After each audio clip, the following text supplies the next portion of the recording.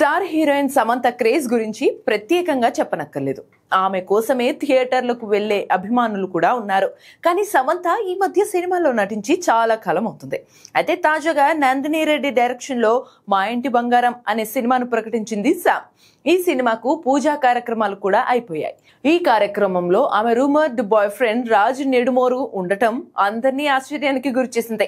ఇదిలా ఉంటే సమంత ఇక నుంచి హీరోల పక్కన నటించే అవకాశాలు పెద్దగా కనిపించట్లేదు. ఆమెకు హీరోల పక్కన ఛాన్స్ వచ్చే పరిస్థితులు కూడా ఇప్పుడు లేవు. సమంత క్రేజ్ ఒకప్పుడు ఉన్నంతగా ఇప్పుడు లేదు.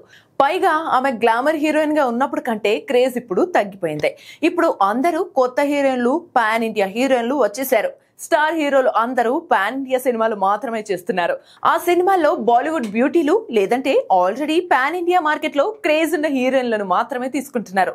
కాబట్టి స్టార్ హీరోల పక్కన సమంతకు ఛాన్స్ వచ్చే అవకాశం అయితే లేదు. సమంత కూడా ఈ విధంగా దృష్టి పెట్టట్లేదు. లేడీ ఓరియంటెడ్ సినిమాలతోనే గడిపేయడానికి రెడీ అయినట్టు తెలుస్తోంది. అందులో భాగంగానే నందిని రెడ్డితో కొత్త సినిమా ప్రకటించింది. ఈ లెక్కన సమంత రాబోయే రోజుల్లో హీరోల పక్కన కనిపించడం కష్టమే.